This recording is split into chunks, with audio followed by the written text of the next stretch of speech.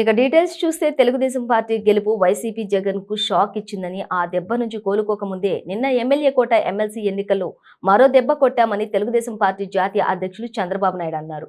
YCP ఎమ్మెల్యేలకు కూడా జగన్ పై విశ్వాసం లేదని, అందుకే టీడీపీకి ఓటేశారన్నారు. 23 మంది టీడీపీ తరపున గెలిస్తే అవహేళన చేశారని, దేవుడి స్క్రిప్ట్ అని అందుకే 23 మందే మిగిలారని ఎద్దేవా చేశారన్నారు. నిన్న భగవంతుడు తిరిగి గొప్ప స్క్రిప్ట్ రాశాడన్నారు.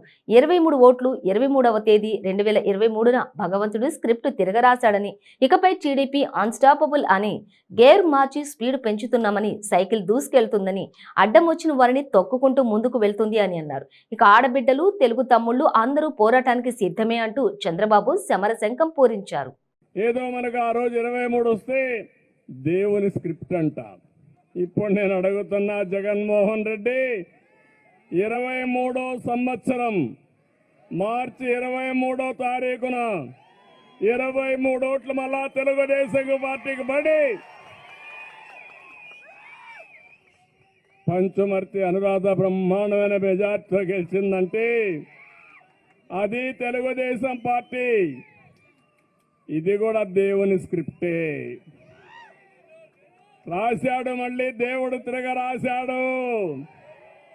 ప్రారంభం అయింది.